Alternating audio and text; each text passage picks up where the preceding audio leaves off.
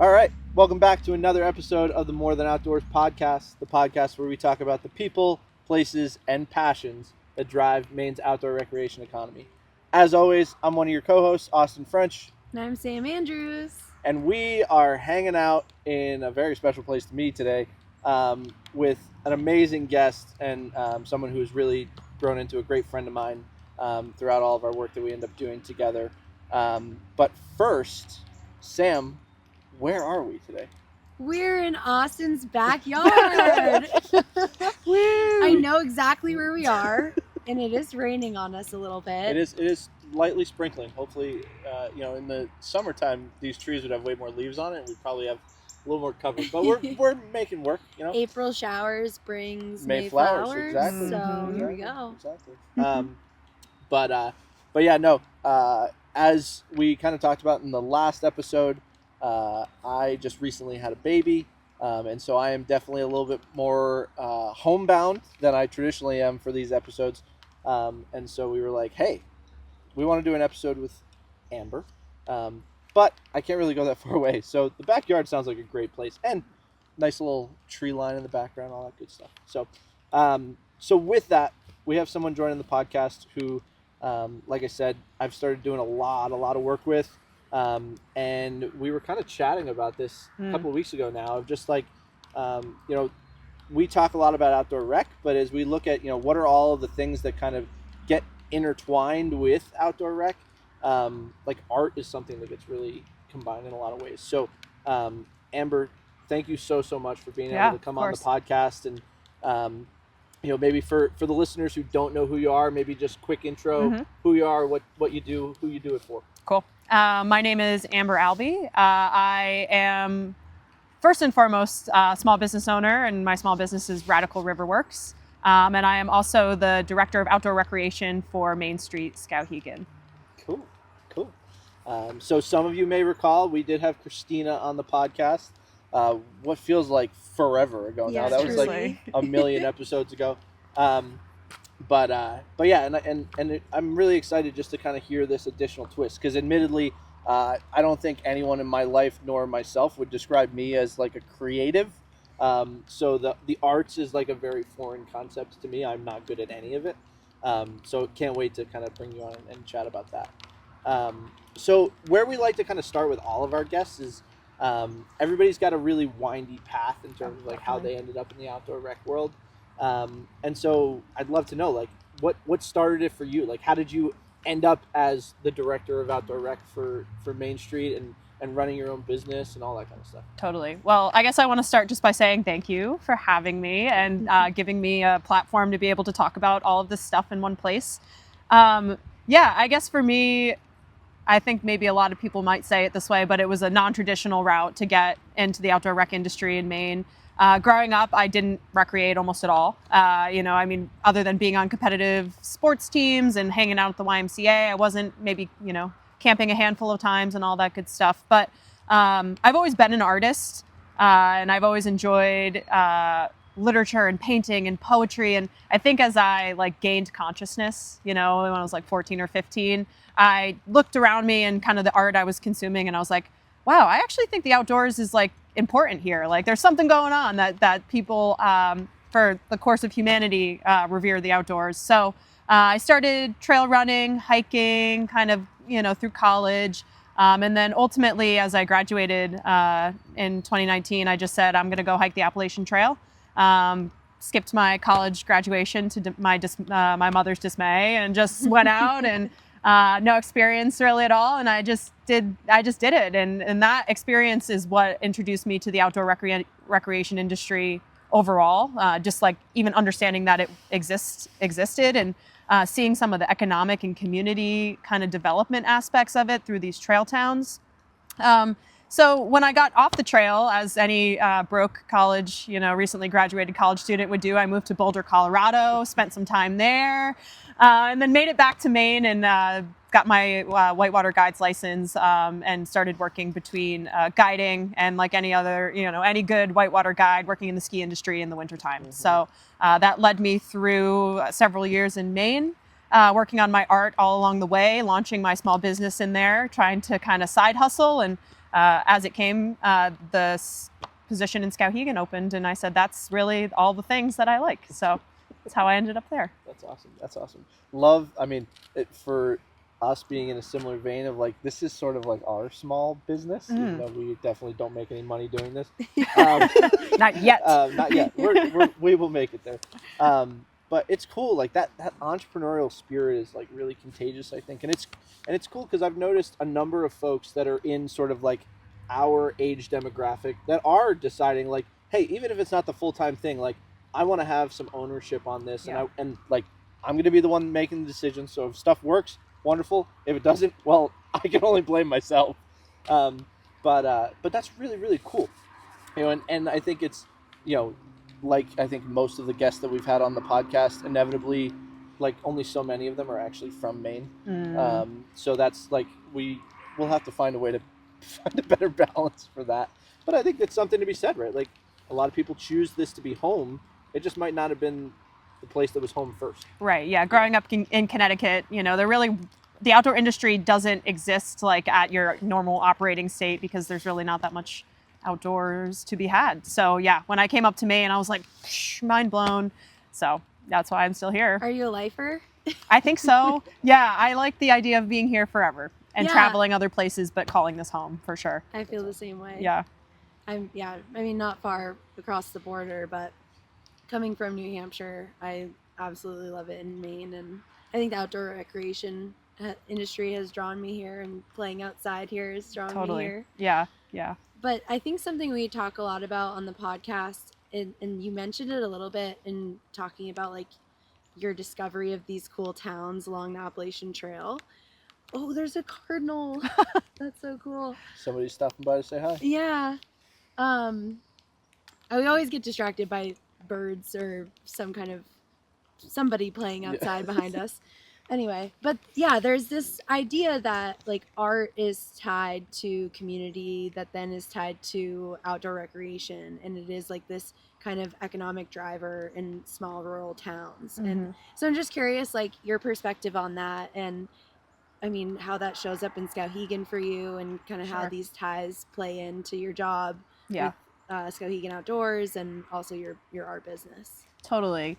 Yeah, I think like art and outdoor rec is a great question because it starts really macro for me, and I know Austin loves when I talk about philosophy. Please take it away. But really, it starts like with that idea that humans throughout history, our entire existence, have always revered the outdoors, and as a way to navigate and better understand that world, they've created art around it and representing it. So in some ways, it really does start there for me.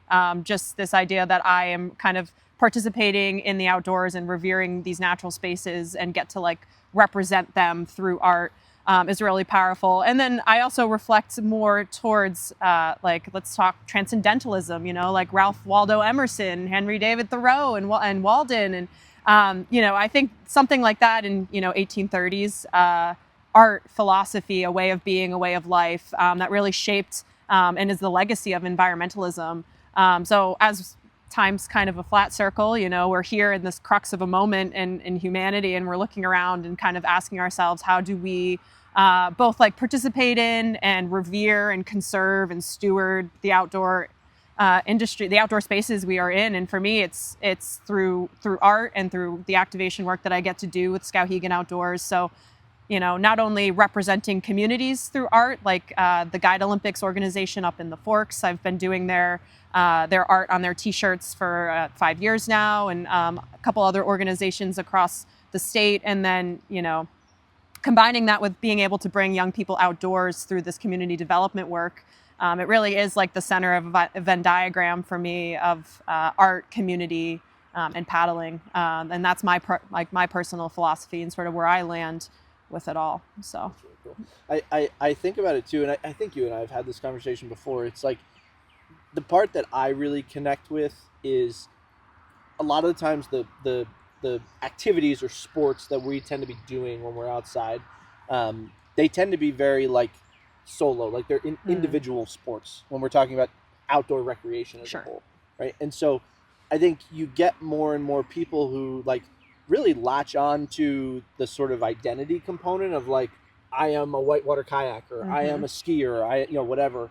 And so having that sense of like, okay, how do I sort of like represent myself is not like the perfect way that I'm trying to describe it. No, but totally. But I think a lot of the times it does come out in that like that art, that the creativity, like I mean, I know like I've seen some of the helmets that you've done for like whitewater kayakers and stuff like that. And that's their way of like expressing how they want to be like outside. Yes. You know what I mean? And I think that's really, really cool, and a lens that we really have not talked about or looked at all, like in terms of the podcast, which is why I was really happy that we were going to be able to bring you on and chat about that.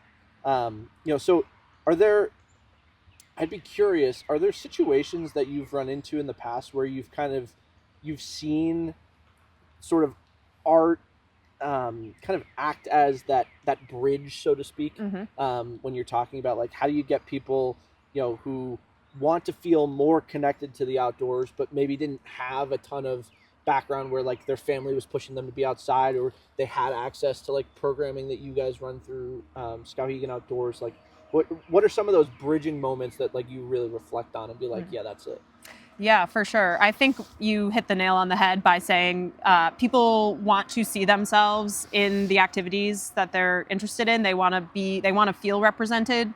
And I think in a lot of ways, traditional adventure sports, outdoor adventure sports can be very elitist, very male dominated, or, the perception is you need to be like fitted and kitted to be able to do the thing, and even just inherently able-bodied to do the thing. So I think when you bring art into the equation, you sort of bring things down to the human level of being like, I can wear a whitewater helmet with bunnies painted on it and I can still send it, or even you're more just your casual outdoors person who wants to just have some color and some creativity and some vibrance, and you get to, kind of construct how you represent yourself in those spaces. And I think in that way, it's kind of a form of communication within a community, or I have a very good friend whose whole thing is wearing pink, like from head to toe, no matter what adventure sport she's in pink. And that's just like fundamentally part of her identity and how she like sees herself in that space. And I think creating the art and kind of looking around at other artists in the community, I think of Work of Harris is a young woman in the Southeast paddling community artist. And I get to also do a lot of projects that include like women representation in paddling, and that's really like core to who I am. So as the artist, I get to really like kind of use art as that tool of advocacy for accessibility in spaces where like maybe others don't feel like they've had a chance to express themselves or be represented. And we see a lot with like outdoor industry brands right now, I think are really leaning into that moment. Like I think a lot of the life jacket PFDs recently that are coming out are like these special edition, very cool, colorful. And oftentimes the artists that are creating that work are doing so to represent an organization or a fund. So, it's certainly not limited to here in this space at this time, but art as a tool to really like connect back to the humanity. And I think that really jives with personalities of outdoor recreationalists. They want to be kind of advocates in their communities. I totally see that. Yeah, I see that in a lot of ways. What you're mentioning, like the special edition or the like customization of different things, and I really admire that, especially when it's tied to something that you can. It's like tied to an organization or like something bigger than themselves. Like I know there's Jordan Kendall Parks. I don't know if you recognize that name. And she's in Portland and she does art with Fly Low. Okay. It's like local Maine company. And awesome. I feel like I've seen her art kind of tied to what they do and really admire it. And I don't think it's actually tied to something, but it's like a fundraising tool. Totally. Right? Well, and I think it's like the beauty about being able to put art on people and have them wear it is they get to like represent that too. Yes. And that's so much of the art that I have been doing is, whether it's t-shirts or helmets or, whatever it is, it tends to be something that gets to like be a conversation starter and bring that like as a tool into different communities. So totally. Cool. Really cool. Well, and this is like totally not an extremely artistic version of it, but this kind of resonates a lot with me too. Like I don't, Josh talked about this some when we did the Main Gear Share episode, and he talked about like when they're repairing gear, right? Especially like if it's a jacket or a piece of equipment, whatever. He's like, half the time I just want to understand like what is the story behind it, right? Like if I'm gonna like fix the jacket zipper, like what caused this to happen, or is there like a really tight like sentimental value to this to this jacket or to the knife or whatever the thing is, that like keeps you very connected to all of those memories that you've made in the outdoors, right? And you kind of made the point of, we get to go into all of these places that are like immaculately beautiful in nature, right?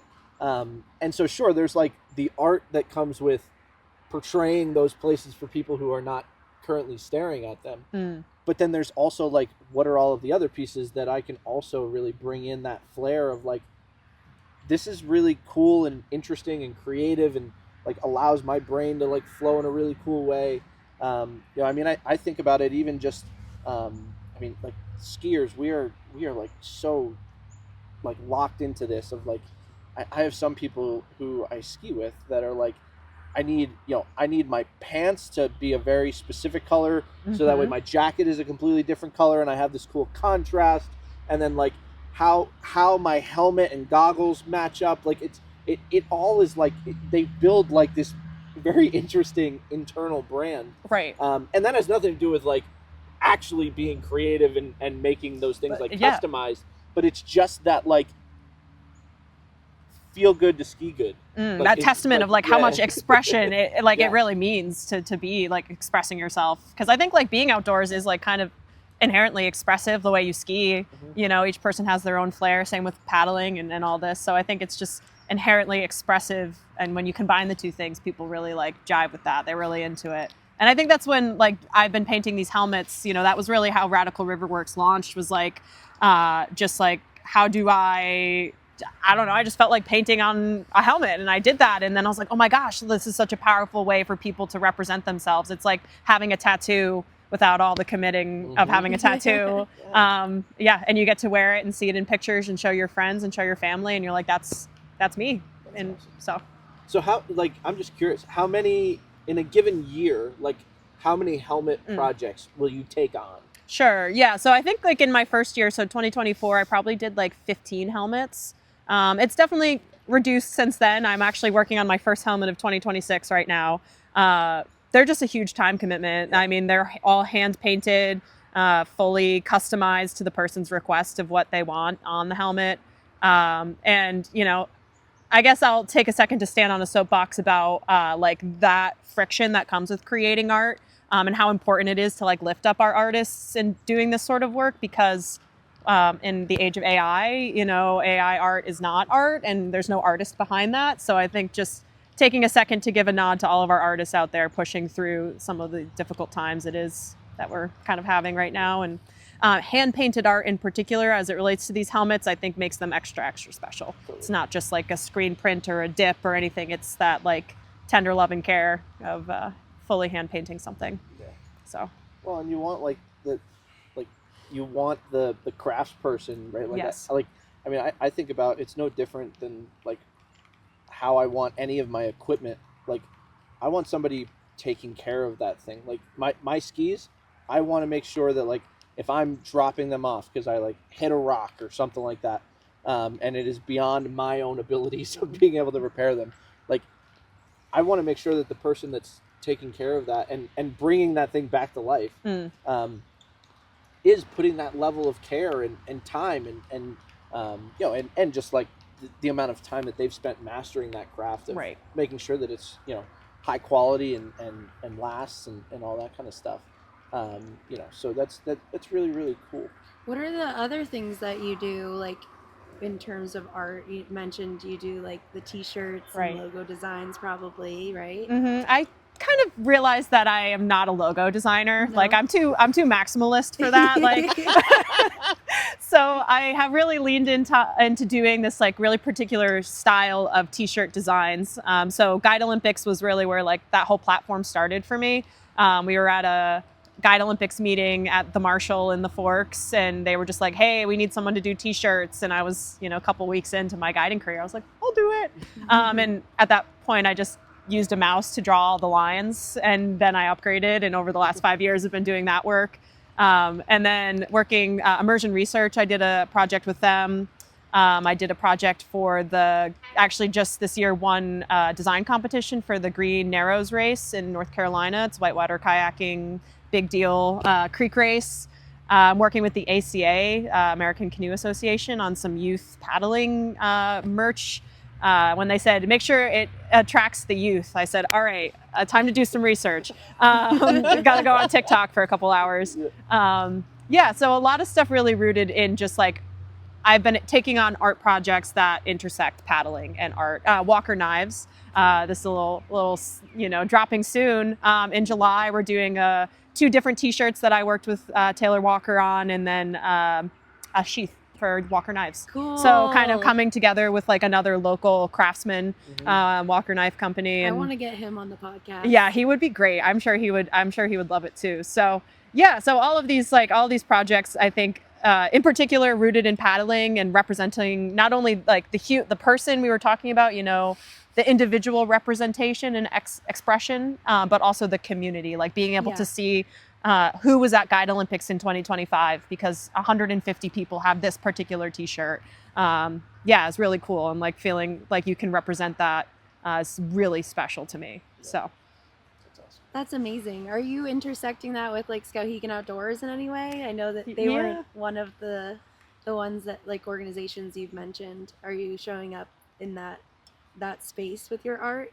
Yeah, I have done some t-shirts for Skowhegan Outdoors that are currently in the Base Camp Gear Library, which is awesome. And I think like ultimately finding ways to just keep that like connection going, especially as we careen towards the Skowhegan River Park at 1,000,000 miles an hour, and kind of meeting that moment with this stuff is kind of like the story I tell myself right now is like, that's the end goal, is finding a way to support the community, build this infrastructure, get youth paddling, and make art all in the same place. And Skowhegan just happens to be the place. Yeah. So, well, and I think it's cool because one of the things that came up when you and I were discussing this off the podcast was like,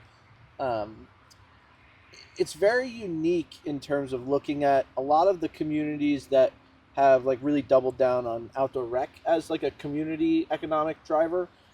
You also tend to see these like very flourishing art scenes, right? And so I'm curious, as someone who lives in both worlds far more than I do, like, what do you attribute to that? Like, why do we find so many of these communities that like really latch on to both? That's a really interesting question. I think at the heart of it really is that those types of people want to have third spaces and want to have community. And it's really easy to build community in both of those aspects, like around culture and arts, whether it's like theater or, singing or literature, book clubs, or it's something more like in Skowhegan, for example, there's some art by an artist named Bernard Langley all around Skowhegan, and there's a group of passionate humans that have come together to restore and protect that art. And those are some of the same people that are involved in Skowhegan Outdoors and involved in the Main Street Skowhegan mission of revitalization. So I think it's all just like the same pieces of the pie. Like you have to have like a human-centric community, you have to have art, and you have to have recreation. So, yeah. And I've seen that it kind of draws people to those areas as well. Certainly. Like I know I talk about Norway, Maine quite a bit, because there's like the Western Foothills Land Trust there, and then they have like the art museums and a bunch of local art shops downtown, and I feel like it's a big draw. It's like go and Nordic ski and then walk around town and like purchase local art afterwards. Absolutely. And that's huge. That's kind of like that economic driver. And I think Skowhegan might be getting there eventually, like having, I know that at least for my knowledge walking around town, it seems like the shops are in need of some love, but I think once we can create the river park, it's going to kind of change the dynamic of that town and drive more people to it. Definitely. And also like hopefully add more businesses in there and combine that art and outdoor recreation even more. And like food, food pathways and things like that too. Local growers and makers, like having those folks come out and be a part of the equation too, is something that Main Street Skowhegan's really leaning hard into. And that's, of the businesses in our downtown right now, it's really some like really artisanal, like the bankery, Joe's Flatiron Cafe, the beer garden, Maine Grains. But the cheese shop. I heard right. about the cheese shop. Yes. What the heck is that I called? know. I'm not forgetting. It'll come to me. It's a good friend of mine's friend. She's like, you have to go. Yeah. Everyone loves some cheese. Oh, yes. I had cheese with her. Her name's Amy Rowbottom. I can remember who makes the cheese, but not the name of her cheese. Yeah, she did. She took us out. We took her out cross country skiing, and she fed us cheese afterwards. Oh, that's a perfect combination. Yeah, it was. It was Crooked Face Creamery. Crooked Face. There we go. Yeah. There we go. Shout out. Yeah, and I think as we are looking to the future of Skowhegan and the river park, like. That future is like next week, in that, maybe not literally, Christina wouldn't like me saying that, but like in a couple of weeks, we are actually breaking some ground, not on the river park project specifically, but another kind of like a tertiary piece of it, which is the boardwalk. So right now, downtown Skowhegan, along the Kennebec River Gorge, chain link fence, kind of in a state of blight, if you will. And the first piece of the puzzle is creating a civic space for people to hang out and appreciate that space. So a boardwalk, I think it's going to start with 150 feet, but it might turn into the entire, riverfront there. And preceding a river park or any outdoor rec, it's just like people need to feel comfortable and safe, and like they have a place to be outside in that space. Yeah. So that's step one. Yeah. Well, and I know like this came up in the episode with Christina, but I think it was a conversation that you and I had that kind of like brought my mindset into the idea that like that boardwalk and then eventually the river park like really allows you guys to like turn everything on a 180 of like right now everything kind of faces away from the river park or from the river itself. And so having that opportunity to really like activate that entire back section, absolutely, which is right along the river there, like that's, I mean, I've seen you guys use that space for events before and things like that, and like there's so much potential there, and being able to have like you're away from the main road, so like the ability to stretch your footprint a little bit in terms of like you're not jamming a bunch of people into a sardine can kind of deal, right? Like that's, I think it's going to be amazing. Just obviously I've gotten to see some of the renderings from you guys too, so that helps the cause, but I love the idea of how that space will really come together, so that you do have that, like, yes, you guys have started building the indoor third space with base camp and attached to Joe's and all that stuff, but being able to have that really anchored outdoor space for the summertime when like everybody wants to like be outside. I'd love to just like sit by the river, grab a drink from Unwind if they'll allow me to bring it outside of the, we'll talk to Mary about that. Like just stuff like that. Like, we were talking about this just yesterday. I brought my in-laws are up, and so we ended up going for a little walk. So little Carson had her first outdoor adventure. Nice. And we went and walked over the Rotary Centennial Trail, the one where we filmed the last episode.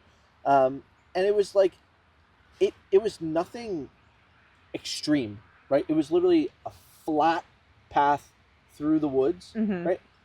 But at any point I could have just like tucked off in a bunch of these little chutes that like brought you down to the river, and it gave me the same feeling of, I think, like what you guys would be able to have with the boardwalk piece of like, I get to just like sit comfortably, relax. I can bring a group of people, we can all hang out, and you're right next to this massive river gorge that brings a very unique perspective that like only so many places in Maine really have. Like, you know what I mean? So I don't know. I'm just really excited. I want boardwalk to show up already. I'm really excited too. Yeah, and I think like when we're talking about these infrastructure projects, like it is important to remind myself, and when we like talk about them to others, that it's about locals first. And I think that's really important to be said and to be heard, because like not only is that space going to be great, sure, if you're blowing through town to take a stop and buy a drink and sit out by the river, but just, if you're just a resident and you live down the street, you have this whole new opportunity to experience this place. Maybe you've lived in your whole life and you get to just see it from a different perspective and use it in a different way and see a different space though. yeah. I completely agree. It's like a different perspective of a place that you love and deeply care about. Yes. And I feel like Skowhegan Outdoors and all of the stakeholders that are involved in this massive project, it's like they're investing in the future of this town Right. and also the outdoor recreation economy. Totally. And I think it's clear that like in some ways like development of these rural areas is like inevitable, right? So like people will come and they will be developing in some way, shape, or form. So to have the power and the voice to like be the architect for what comes next, saying we are prioritizing human-centric infrastructure. We're prioritizing human-powered transportation across the river, trails, and all that good stuff, and saying that because we want it to be a better place for us to live, not because we want it to be this huge, economic boom of tourism and this. I mean, surely it'd be nice here and there, but yeah, to have the power to have a say in what your community looks like is really important. When in a time, I think, when we kind of maybe feel like we don't have as much, especially young people might not feel like they have as much say in these types of things. Like we certainly do here in rural Maine, I think. It's kind of like that Skowhegan identity, what we were talking about earlier with art and how like outdoor recreators want to represent something. Same thing. It's like, yes, we're just trying to like be tied to something bigger than ourselves, and we can do that through outdoor recreation. We can do that through art. It's pretty cool. Yeah. Well, and I think that piece, right? That is very like that is very connected to us as people who recreate, right? Is like there is this like very deeper connection to all of the places that we go to. And so they almost like they become part of our identity so much easier than others, because there is that like there's that additional like external variable that no one can really describe of that feeling and connection that you get when you are out in a place somewhere in nature, right? And I am never going to be someone who is smart enough to be able to describe what actually is happening in your brain in that moment. But there is something about that, and for folks like us and others who do find great like sanctuary in the outdoors, right? That undescribable connective piece is, I think, one of the linchpins in all of that.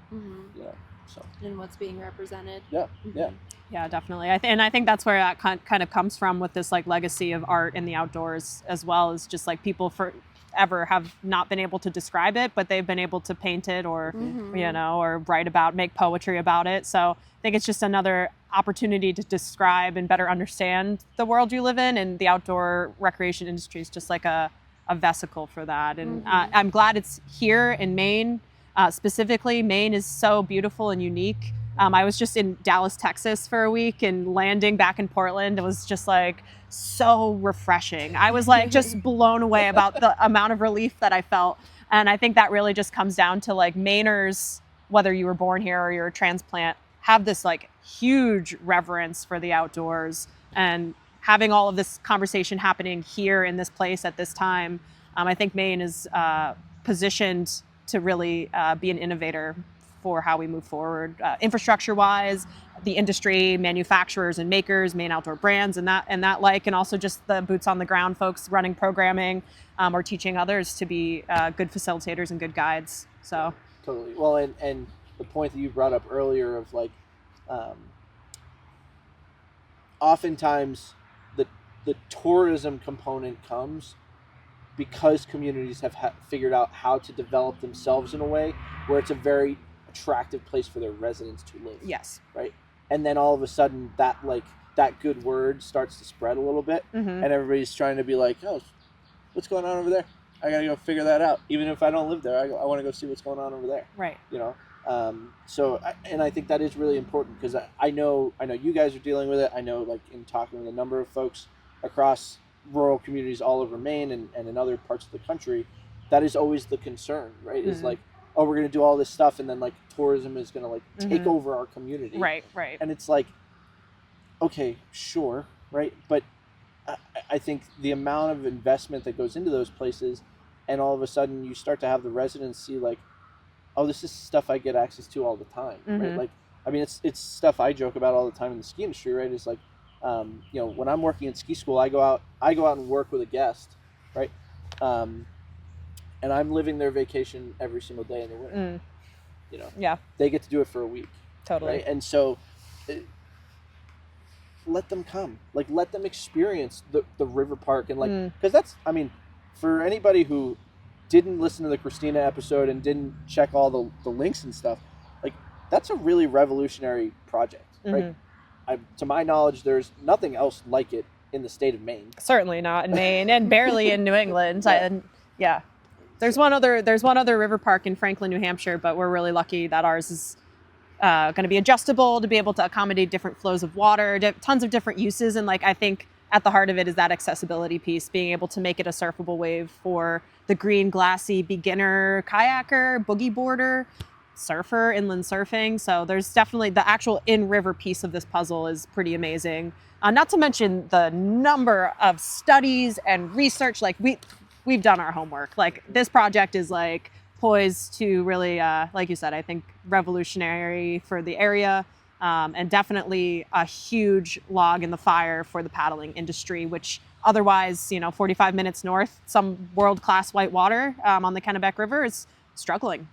And I think finding new and innovative ways to get people into that rural community as an extension of the work we're doing in our community is something that we're focused on as well. So yeah, it's almost like you guys are almost creating like the version that we have in the ski industry, where you have all of these smaller ski areas that thrive in these communities and really engage with all the local population, and all of the bigger resorts will say, like, we need those ski areas to survive and thrive, because those are the gateway points, right? Those are the ways where people start to get engaged with the sport, and that, I think that will be a really interesting piece because of specifically where you guys are located, and the very close proximity to everything that's going up in the Forks region. I will be curious to see how much translation you guys end up having, where you're creating a very green, to use your word, a very green experience, right? And how you can get that person who has never done this activity, or maybe has done it once, right, to start to feel that much more comfortable, right? Because yeah, we have world-class whitewater, right? No doubt about it, right? But like, we talked about this when we were down in North Carolina, right? And I was talking to Faye, who runs the Nantahala Outdoor Center. Yes, thank you. I was like, I can't remember the N word. But he was talking about like the mass volumes of people that they send down the river in a summer, and then you go and do it, and it's like, well, yeah, of course they do, because there's like one class 2 rapid that's at the end. Whoa. And everything else is like really mellow. Sure. So it's extremely forgiving, you know, in terms of the family. Where, like, let's face it, when you're running a, you know, class 4 rapid down Magic Falls, right? That's an experience on its own, right? Yeah. And I think for someone who is not familiar with the industry, has not done that activity before, right? That can be a really wild experience. And fortunately, like, all of those companies have absolutely incredible guides that like can help facilitate that experience in a way. But like, at the end of the day, you're still out in nature, right? Like, things happen. All of a sudden, like, water changes just a little bit. Now all of a sudden, like, somebody doesn't paddle right, and then, you know, all of a sudden you end up on this side instead of the others, you know, whatever it is. But I love the idea that you guys have the opportunity to kind of build that like pipeline sort of location to then build up to those experiences. Right. You know? Definitely. Yeah. And, you know, I think for us, like, at this moment in time, it's really about like, how can we convince our local community that this makes sense? If you don't know until you know. If you've never been to a Nantahala Outdoor Center, you're like, what the heck is a river park, you know? And fundamentally, so trying to like also be highly prioritized and set guardrails around the infrastructure that will support the river park in river construction. So this boardwalk and access road, improved access across the entire gorge, kind of really, which at this point is just like a rickety set of stairs. which you never know if it's gonna like break through when you bring your kayaks down there. I think it's creating those environments around the river park to say, hey, look, this thing is a thing and it's happening here. Mm-hmm. And we're doing that without the river park now. And that's the biggest thing that I think is really exciting for me is like, regardless of this amazing infrastructure investment, people do want to paddle. Mm-hmm. You just got to give them a little bit of love. You just have to give them, like right now, our model is we have all the equipment. We have everything you need to be successful and safe. We have the instruction included, and we'll just show you a good time we'll meet you where you're at. Mm-hmm. And doing that, I mean, this spring, we had 175 registrations for our pool sessions, which happened across the state in 3 different venues. Like almost 30 of those registrations were brand new, never paddled paddlers before. So really just, it's clarified for me that you don't necessarily need the big piece of infrastructure to do the thing. You just need like the passion, the group, the resources. You offer it and people will come, and then people will come and you will build it, and then they'll really come. So yeah, so I think that's a super core tenet for me is like just that accessibility piece, especially in paddling. So yeah, and I will comment one more thing just about the tourism you were speaking about earlier, like as it relates to ski mountains and things like that. I just want to restate the importance of community members having a voice in setting the guardrails for how their communities develop, and being very vocal about things like AI data centers, or, you know, and more locally speaking, where a new storage facility goes and zoning. I never would have thought 10 years ago that like public policy really like gets me going, but going to the town meetings, but it really is eye-opening when you start to operate at the local level, like how much power you do have, especially power in numbers around these types of projects. So it's an important message. Yeah. Cool. All right. Well, so, you know, we always do in our episodes a segment called Voices from the Summit. I can confirm that I am on the summit of my road. I can't speak to anything else, but I am the high point of my road. So this is true. So rapid fire questions. Mm-hmm. Get to keep it fun. Get to know a little bit more about you. All that good stuff. So while you're painting, are you someone who like needs music in the background, or you need like dead silence to get the creative flowing? Music always. Always. Lo-fi girl, probably hundreds of hours of lo-fi. It's my jam. Cool. That's my jam too when I work. I totally get it. Early morning energy or late night creativity? I'm going to say like mid-morning, like cup of coffee, like we slept in a little bit. Like, that's when I'm vibing. Mid-morning. That is the most artist answer I've ever heard. I have to get my coffee first. Yeah. I gotta sort of leisure into my day. Yep. Sleep in. Yeah. Describe the future of Maine's outdoor recreation economy in one word. Innovative. Ooh, innovative. Okay. What is a place that always sparks your creativity? I think I would have to say the west branch of the Penobscot River, specifically Salmon Point, specifically looking up at Katahdin. Oh. Yeah, that's I guess a good choice. Yeah, casual. All right, so for our last question, and admittedly, I did not put this on the sheet, so that way you truly don't know what's going on here. Wanted to do like sort of a blind ranking. So like you don't know what's coming next, and you have to rank these things 1 to 5. Okay. In terms of like sort of what matters most for an outdoor adventure. Okay. Okay? Yep. So 1 to 5. 1 to 5. Okay. 1 being most important, 5 being least important. Okay. Okay. Good snacks. 3. Good weather. 2. This is ironic. Good company. 1. A sense of adventure. 5. Oh, all right. And so 4 would then be a smooth, stress-free plan. Yeah. Now here's the opportunity that you do have. Do you feel like that's still true after you just heard all of those? I'm going to put snacks down to 5 because I'm not a snacky girl. I'll drink my coffee and I'll be fine. I don't need snacks. And I'll put a plan in its place. So probably up in the 1, 2, 3 range. Yeah. Okay. Yeah. Cool. Even if the plan doesn't go as planned. Always like having a plan. Yeah, I mean, you might not have a plan. Yeah. But, and sense of adventure. I always have a sense of adventure. That's nothing new. Nothing in particular. okay. So that's why that's 5. There you go. That's 5. Cool. I well, like awesome. that, switching it up. Yeah. Well, Amber, thank you so much for braving the elements with us. Yeah, thank you. Because let's face it, when we schedule these podcast episodes, we don't always know what's coming down. We're And dedicated. now all of a sudden it's coming down. Yeah. But any kind of last things in terms of like things you want to promote, we'll make sure that like all of the social links and stuff like that, they'll all go in the episode description. But the floor is yours for the last part of just like any last things you want to promote. Yeah, I would just say promote your local artists, lift them up, give them opportunities to raise them up, and follow Radical Riverworks on Instagram. Oh yeah. Yeah. Nice. Love it. Cool. Well, all right. Well, that's another episode of the podcast. If you haven't already, make sure you hit that subscribe button and hit the bell so you get notified when new episodes drop, new clips drop, all of that kind of stuff.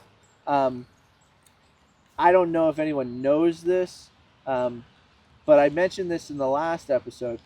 Roughly 82% of people that interact with all of our posts, all of our videos, you don't follow or subscribe. So like, cool, you got that one piece of content, but how can I make sure that I get the rest of the content to you? So make sure you're hitting that follow button, hit that subscribe button, and thank you all for sitting in on another great conversation.